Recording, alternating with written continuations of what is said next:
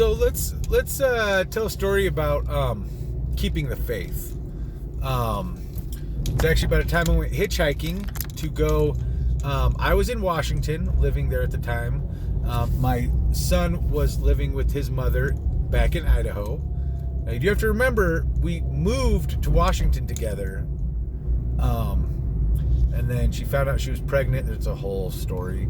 And she was the one that decided to, she wanted to go back. She didn't like where we were living. We were basically, just to get us in the door, we were living in a laundry room. It was like really long, like a long laundry room. The back of this house, there's a back door to it, parking. So we had our own like little breezeway, right? And we had like a mattress in there. Like I said, like all the laundry stuff's on one side, and then we have a whole other side where it's just, it's like a little mattress and a little space. But sometimes you just make do with what you got. And I get it, she's pregnant, and that's uncomfortable, and that's hard. But I was just grinding. I got a job right away, and I was just pushing, and then all this crap happened, and she decided to leave. I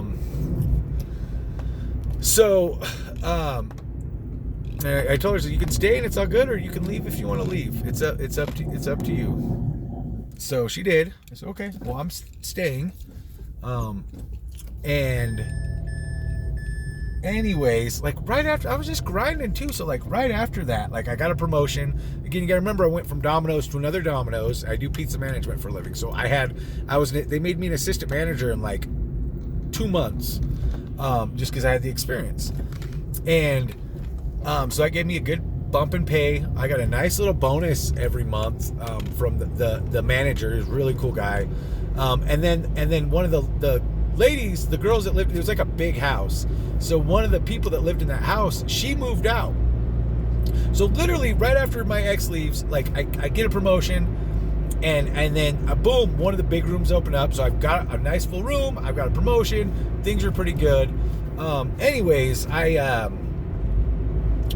maybe that wasn't the day. Anyway, well, whatever. So actually, I think this was a little bit later because I think I was in a different place. But point being, I was living up in Washington. I guess I was. So it was my son's birthday. So I had a car, but that was like a little bit later. So that was a few years down the road. Actually, I was living there again, and so like money was tight at the time. I was just doing like trim work and stuff up there, and so I just didn't have the money to drive my car at the time all the way down to Idaho and be able to come back and all that. So I had money in my pocket, but it was like not enough to just like, so I was like, well, it's my son's birthday. So I left like 4 days ahead of time and hitchhiked, which I've done before. Met some really cool people doing it. And it was rough. It was a rough patch. I ended up getting stuck I got dropped off in the Tri-Cities, and it's not a fun place. It's just really windy and just ugly. There's just nothing really. Tri-Shitties for a reason, pardon. Whatever, it's fine. And I got stuck there one night, and I'd come in through this weird back way, like with this guy. I'd kind of gone off the main interstate. I was on this little back highway, which was kind of gorgeous. Some of the places I got dropped off at was just like, I was just out in the mountains. It was awesome. But I get dropped off. It's like the middle of the night. People don't pick you up at nighttime hitchhiking. Understandable. Very reasonable. And of course you never expect a ride. It's just, that's part of the journey, right? You do plenty of walking in between. But eventually people will pick you up. The right one. And it's always like the coolest people that pick you up. You know what I mean? So, and so but I'm there, and, thank you. And I get dropped off. I'm in the middle pretty much of like one of the towns. I think maybe it was Pasco. And it's just run down. It's not very cool. I think at one point I was like down behind this like abandoned, like just sleeping on the concrete trying to, in this like abandoned, behind this old dealership. Like, what do you do? But it was my boy's birthday. I was gonna go see him. And so then that was like really not working, and I went and I found I was just like wandering around. I'd seen some dude. He was a little sketch. He was nice, so he's like, I got this like this like big bush you can go, and like I know of, you could go like hunker down under it. And it really was just like it's like a hobo fortress bush. And I was like, well, I mean, it's windy out there. So I was like, yep, I'll take that. And then he got a little weird as whatever. I kind of just was like, no, warding him off. I think he wanted to get tricky with me. And I was like, nope, that's okay, Bubby, but I appreciate you. Anyways, that night, actually, I'd been trying to hitchhike, and I was at this roundabout, and a cop came by, and he's like, you can't hitchhike here. I was like, okay, well, I'm stuck here. What do you want me to do? I'm like hundreds of miles away. He's like, I don't care, but you can't hitchhike. If I see you again, I'm going to arrest you. I'm like, okay, bro. I'm trying to get out of your shitty town, okay? Work with me here. So the next day, it was a cold night, miserable, whatever. It was extra cold. It's just so windy there.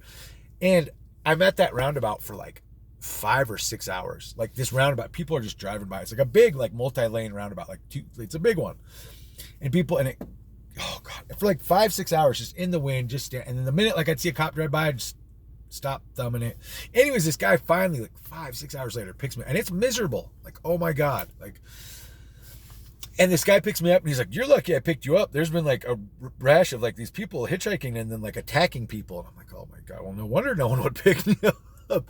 So he got me out of town, back into the interstate, thank God. And then I'm walking there. Another person picked me up, dropped me off. And then I'm out in Oregon. I'm out near Hermiston, and just nothing. And I'm just walking. I've been walking for like hours and like running out of water. I had like $30 in my pocket. It was miserable. And I'm like, oh my God, is anyone ever going to pick me up? What the hell? Like, I've just been stuck out here forever. It's stuck. All of a sudden, wouldn't you know, here comes my savior, Pete. He was this artist from LeGrand and Portland. He's like, I'm going to LeGrand to go visit some friends. He's like, I'm from there, blah, blah, blah. He's like, I love picking up hitchhikers. I was hoping I'd pick someone up. I'm like, well, I'm your guy. And he's like, cool. He's like, well, what are you doing? Like, what's your deal? I was like, oh, I'm going to visit my boy for his birthday. But he's like, let's go buy your son a birthday gift. And I was like, what? He's like, let's go buy him a gift. We're going. I'm like, okay. So that was kind of neat. And then he's like, we get to LeGrand. He's like, come stay with me at my friend's house. It's fine. Da-da. So we stayed there. The next morning, now you got to remember, I've learned later, like, because we actually became friends, and he'd gone up to Washington with me actually like another time later. Anyways, like we hung out a bunch after that. Really beautiful man. Beautiful man. And amazing piano player. But interesting story. He's like the son of a pastor. We actually went to the church. That next morning, he's like, I'm gonna hire you for the day. He's like, I'm gonna hire you to be my assistant. He puts $100 bill in my hand. I'm like, what? He's like, here, no, take it. And I don't know him, Adam from Eve. I have no idea. We're gonna have to patch this.